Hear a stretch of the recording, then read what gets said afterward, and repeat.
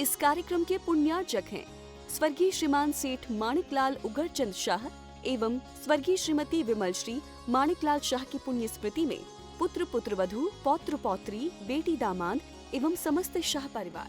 ओम नमः सिद्धिभ्यां नमः श्रीवर्धमानाय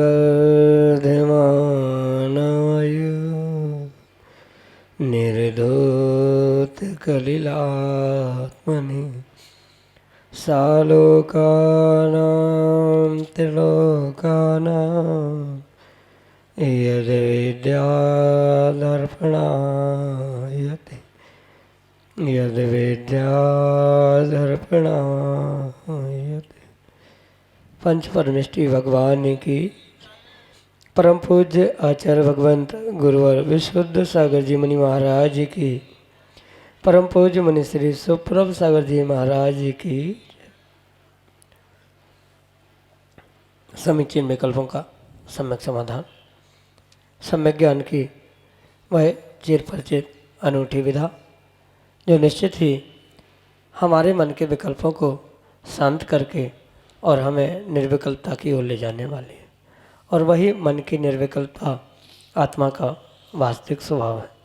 ऐसे आत्म कल्याण की वह अनूठी विधा, समीचीन विकल्पों का सम्यक समाधान जो कि हम सभी परम पूज्य आचार्य भगवंत गुरुवर विशुद्ध सागर जी महाराज के मंगल सभाशीष से परम पूज्य मुनि श्री सुप्रभ सागर जी महाराज के मुखारविंद से प्राप्त कर रहे हैं। प्रारंभ करते हैं आज का सम्यक समाधान। और आज के पहले विकल्प के लिए आशुतोष जैन रोहतक महाराज के चरणों में बारंबार नमोस्तु निवेदित करते हुए अपना समीचीन विकल्प रख रहे हैं कि महाराज जी केवल ज्ञान के पश्चात तीर्थंकर भगवान का शरीर मणिमय हो जाता है, पारदर्शी हो जाता है, तो क्या जो तीर्थंकर के वर्ण बताए हैं वे पहले के हैं या बाद के? क्योंकि बाद में तो कोई मतलब ही नहीं। तो हमारे समीचीन विकल्प का सम्यक समाधान करने की अनुकंपा करें। नमोस्तु महाराज जी, नमोस्तु। ओम नमः सिद्धम। परम पूज्य आचार्य भगवान गुरुवर विशुद्ध सागर जी महाराज की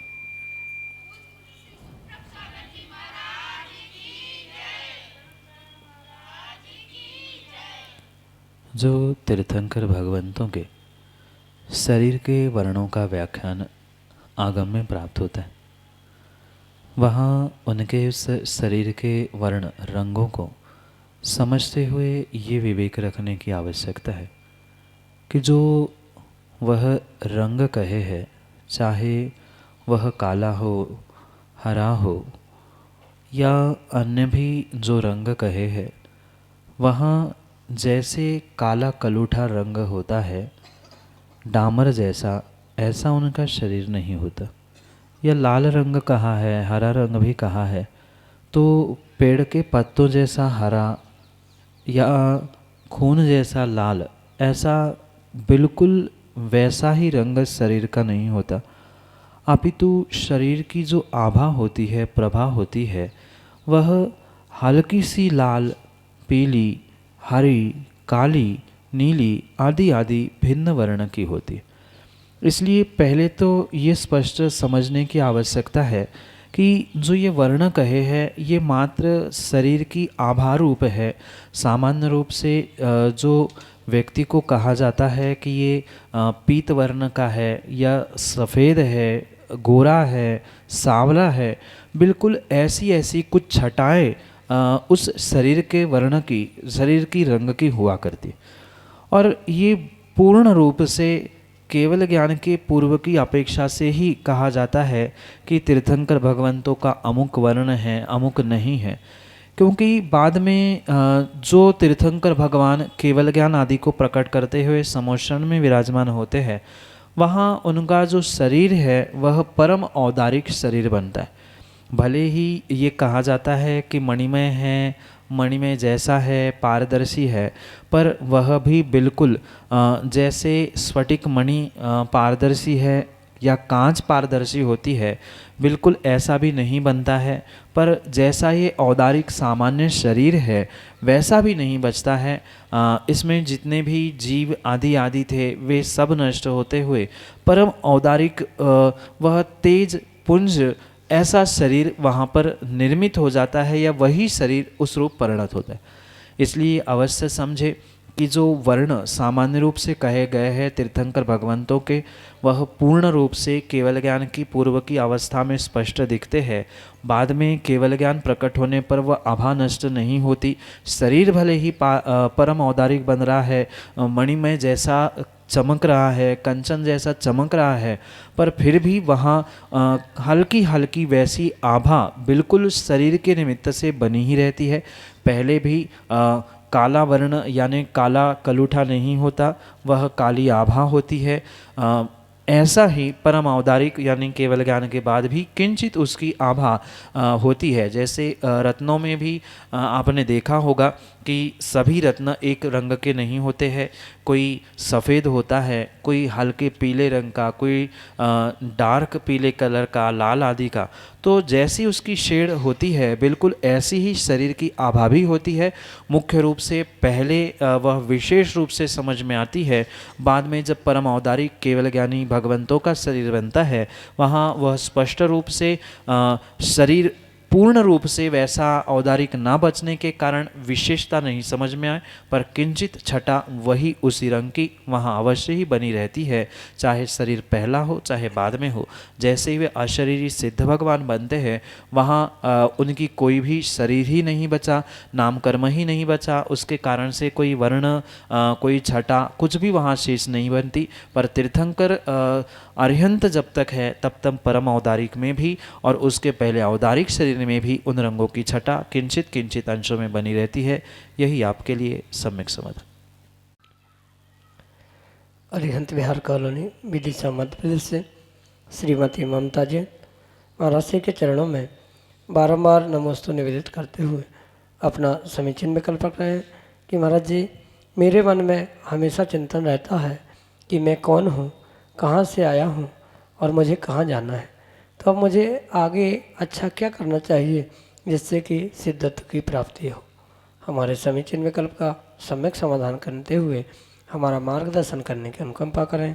नमोस्तु महाराज जी, नमोस्तु। ये बहुत अच्छी बात है कि प्रतिदिन प्रति समय कहीं न कहीं आपका सम्यक चिंतन चलता है। जहाँ व्यक्ति ने ये जान लिया कि मैं कौन हूँ, कहाँ से आया हूँ और कहाँ जाना है, तो उसने अपने जीवन में बहुत कुछ प्राप्त कर लिया। पर मात्र इन विषयों का चिंतन विचार मनन इतना ही करने से काम नहीं होगा। जो इस प्रश्न के उत्तर है उन उत्तरों को समझते हुए ही आपको आगे के कार्य करने की आवश्यकता है।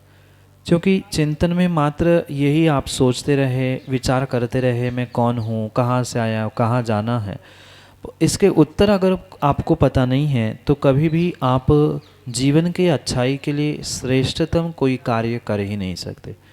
क्योंकि जैसे विचार करने से, चिंतन करने से पेट नहीं भरता है, कहीं ना कहीं जो विचार किया है कि आज ये बनाना है, आज ये नहीं बनाना है, जो जैसा सोचा है वैसा ही कहीं ना कहीं आपको पुरुषार्थ भी करना पड़ता है।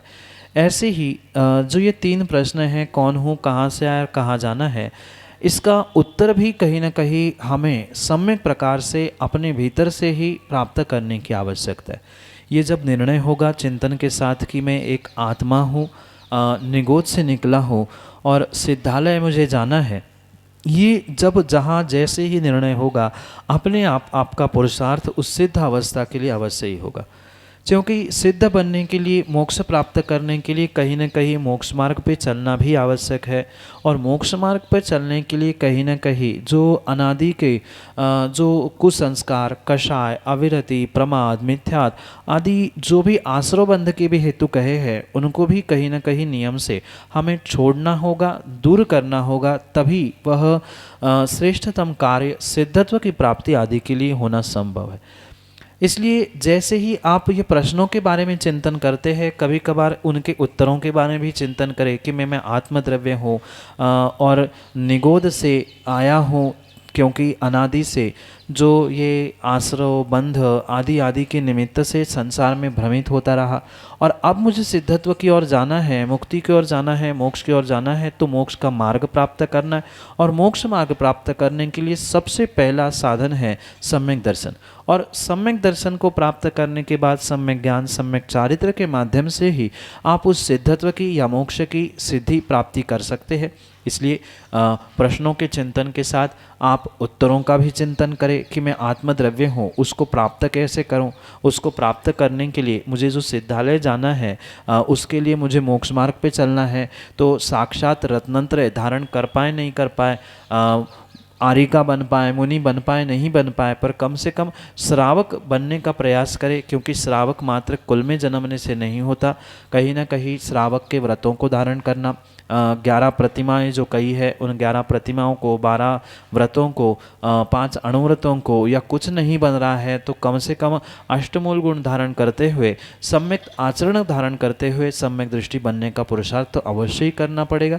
तभी जाके सिद्धत्व की प्राप्ति होना, उसका पुरुषार्थ प्रारंभ होना संभव है। यही आपके लिए सम्यक समाधान। श्रीमती शकुंजन टीकमगढ़ मध्य प्रदेश से महाराज श्री के चरणों में बारंबार नमोस्तु निवेदित करते हुए अपना समीचीन विकल्प रख रहे हैं कि महाराज जी, भगवान की भक्ति और गुरु भक्ति में क्या अंतर है। हमारे समीचीन विकल्प का सम्यक समाधान करने की कृपा करें। नमोस्तु महाराज जी। भक्ति तो भक्ति हुआ करती है, उसमें निमित्त बदलने से या आराध्य बदलने से भक्ति में अंतर होना ज़रूरी नहीं होता। जब आचार्य भगवंत भक्ति की व्याख्या करते हैं तब स्पष्ट रूप से कहते हैं कि पूज्येषु गुणानुरागो भक्ति, जो पूज्य पुरुष है उन पूज्य पुरुषों के प्रति जो उनके गुणों में अनुराग उत्पन्न हो रहा है, वास्तव में वही भक्ति है। और अगर अनुराग उत्पन्न नहीं हो रहा है, उसके अलावा भी जो आप अन्य भी क्रिया कर रहे हैं, वह वास्तव में भक्ति नहीं है। इसलिए मायने ये नहीं रखता कि आप भगवान की भक्ति कर रहे हैं, कि गुरु की भक्ति कर रहे हैं, कि जिनवाणी की भक्ति कर रहे हैं। मायने ये रखता है कि उन पूज्य पुरुषों के प्रति, चाहे भगवान हो गुरु हो, उनके गुणों के प्रति आपका किस प्रकार से अनुराग है, उस अनुराग को आप किस प्रकार से प्रस्तुत करते हो आदि, ये कुछ सब कुछ समझने के साथ ही भक्ति में अंतर किया जा सकता है। क्योंकि भगवान की चाहे भक्ति हो, चाहे गुरु की हो, चाहे जिनवाणी की भक्ति हो, उनके गुणों को समझने के साथ ही वास्तविकता में उनकी भक्ति होना संभव है। अगर भगवान की भक्ति नहीं समझी, गुरु की भक्ति नहीं समझी, या उनके गुणों को ही नहीं समझा है, तो भक्ति चाहे भगवान की करे चाहे गुरु के करे, उससे कोई भी फल आपको मिलने वाला नहीं है। इसलिए जो गुरु होते हैं उनके जो गुण होते हैं, चाहे 28 मूल गुण हो या उसके अलावा भी अनेकानेक गुण गुरुओं में होते हैं। साथ में भगवानों के जो 1008 गुण कहे गए हैं, मुनियों के 108 गुण कहे गए हैं, लक्षण कहे गए हैं, इन सबको कहीं न कहीं समझने की आवश्यकता है।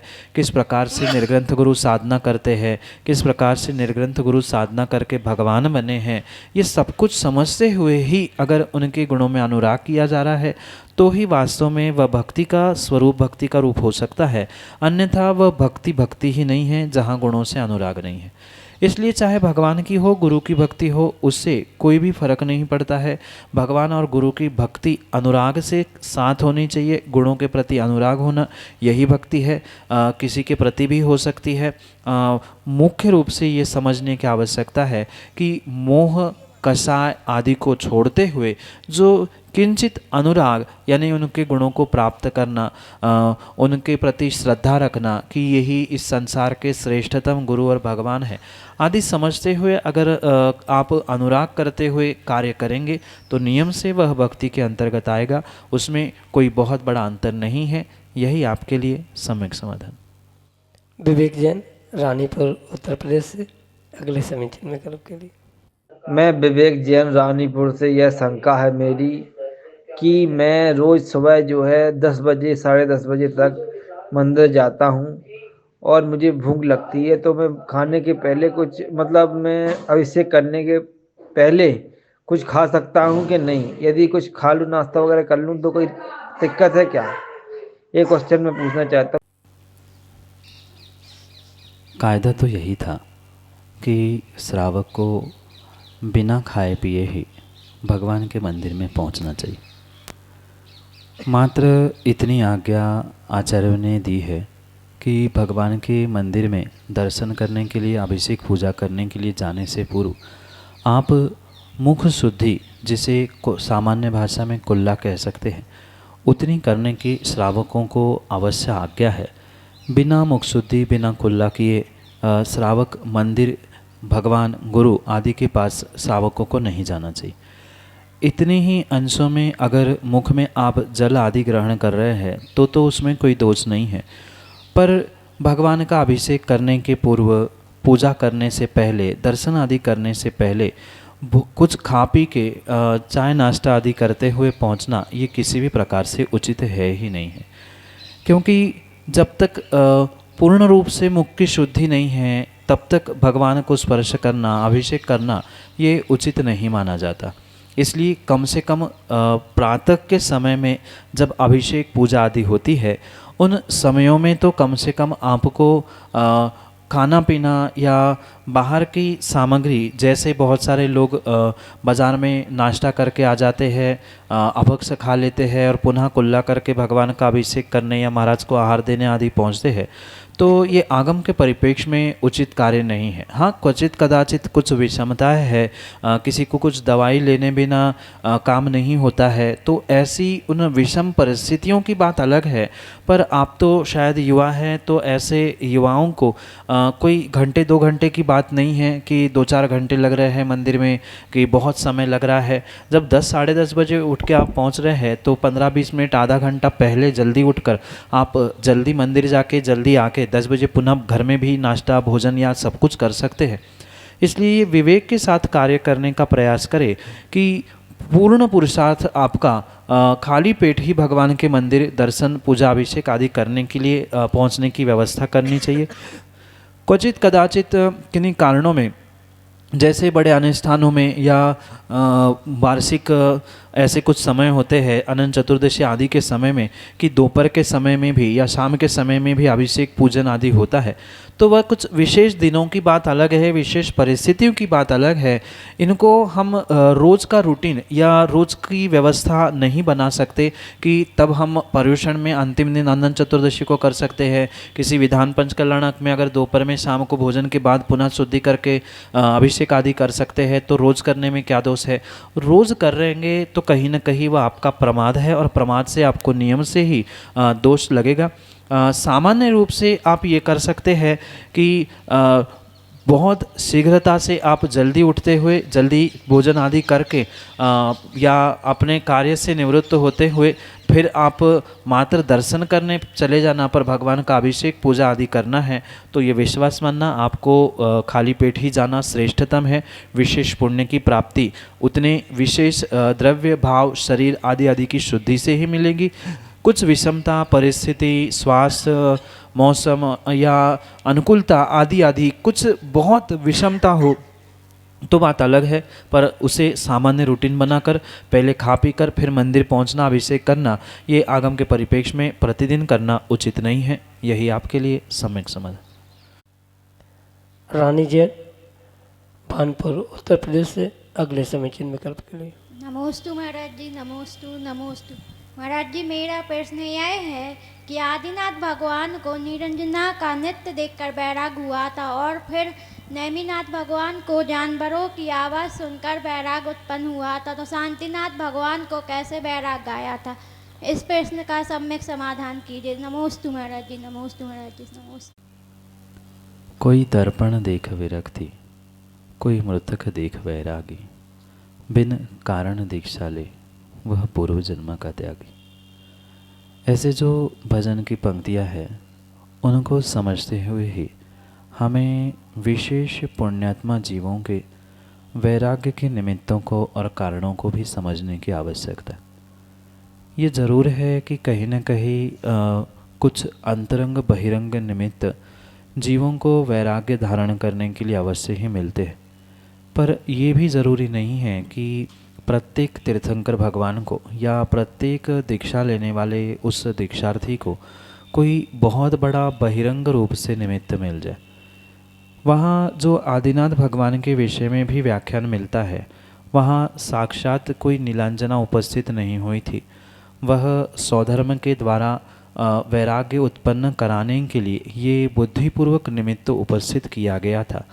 साथ में नेमिनाथ भगवान के विषय में भी यही प्रकरण मिलता है कि जो ये यदुवंशी आदि थे, साक्षात तीर्थंकर भगवान के काल में कौन मांसाहार करता होगा, वहाँ भी कहीं न कहीं उन्हें वैराग्य उत्पन्न करने के लिए ही ये सब कुछ स्वांग रचाया गया था कि तिर्यंचों को पकड़ना, उनका क्रुदन रंध आवाज़ निकालना, ये सब कुछ निमस्सित उपस्थित किए गए थे।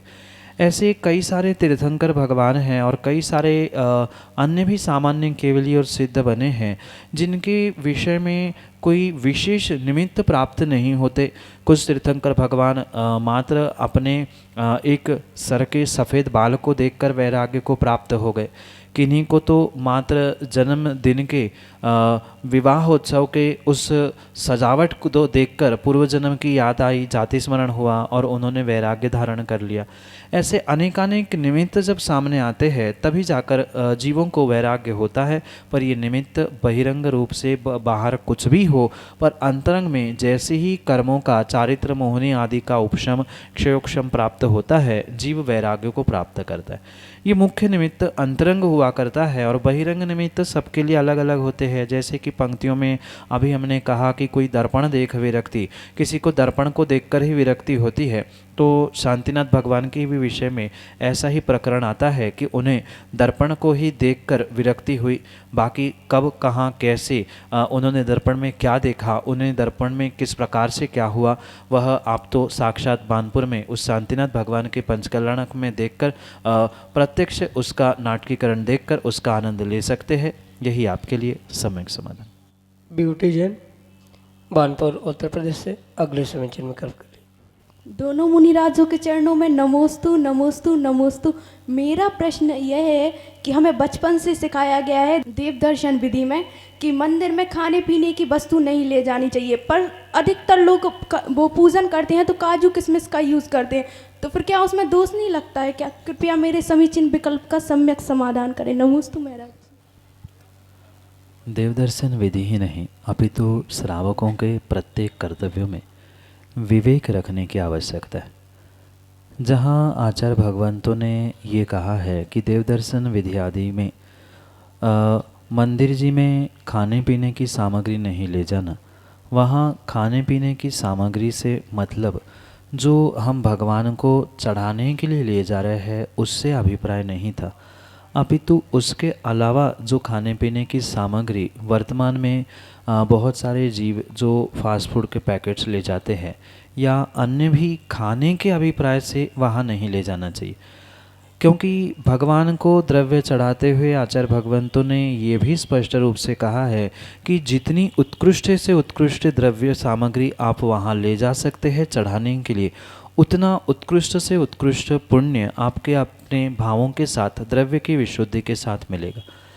अगर ऐसा हम कहेंगे कि खाने पीने की वस्तु हम भगवान को चढ़ाने ले ही नहीं जा सकते, तो शायद मंदिर में आपको मात्र मिट्टी या प्लास्टिक के खिलौने ही ले जाने पड़ेंगे जिसको देखकर भाव नहीं बिगड़े। क्योंकि चाहे पानी हो, चाहे चावल हो, चाहे नैवेद्य हो, जो भी सामग्री वहाँ चढ़ानी होगी, श्रीफल हो, कोई फल हो, वहाँ कहीं ना कहीं वह सामग्री खाने के लिए होगी। और वही सामग्री जब खाने के प्रयोग से या अभिप्राय से ले जाएंगे तो वहाँ तो अवश्य ही दोष है, पर वही जो नैवेद्य है, काजू किशमिश है, फल है, चावल आदि है, वह चढ़ाने के अभिप्राय से हम समर्पित करने के अभिप्राय से ले जा रहे हैं, तो वहाँ खाने पीने का अभिप्राय नहीं होने से किंचित भी दोष नहीं लगेगा। माना कि चढ़ाने वाले का अभिप्राय ही ये है कि चलो एक मुट्ठी भगवान को चढ़ा देंगे और बचे हुए काजू किशमिश आते आते हम खा लेंगे। अगर इस सोच को लेकर अगर आप जा रहे हैं तो नियम से वहाँ पर दोष लगेगा। और किसी ने चढ़ाए हैं और कोई चढ़ाते हुए आपके भाव बिगड़ रहे हैं, भगवान को वो काजू किशमिश चढ़ा रहा है, नैवेद्य चढ़ा रहा है, और उसे देखकर आपके भाव हो रहे हैं, अरे कितने अच्छे काजू किशमिश है, कितने अच्छे नैवेद्य है, हमें मिल जाते तो हम खा लेते, भगवान के क्यों चढ़ा रहे।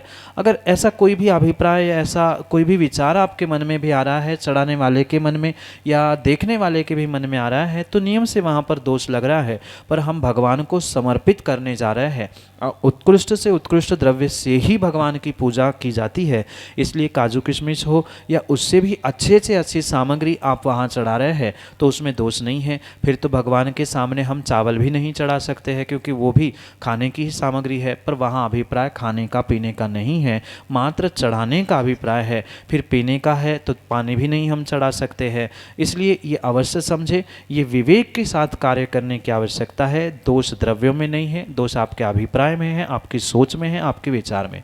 आपका जैसा विचार होगा, उस वस्तु को देखकर जैसे आपके भाव होंगे, अभिप्राय होगा, वैसा ही फल आपको लगेगा। इसलिए ये सामग्री ले जाने में किंची भी कोई भी दोष नहीं है। हाँ, पर जो बाहर की सामग्री है, जैसे फास्ट फूड के पैकेट है, बिस्किट है, बच्चे चुप हो जाए आदि आदि उद्देश्य से लिया जा रहा है, तो वहाँ अवश्य ही दोष है।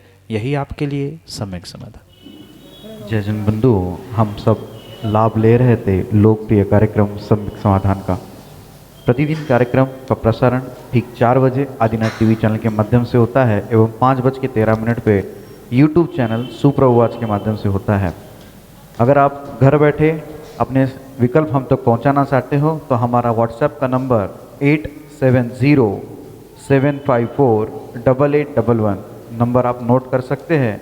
8707548811 यह व्हाट्सएप का नंबर है। इस पे आप अपने विकल्प हमें व्हाट्सएप के द्वारा भेज सकते हैं।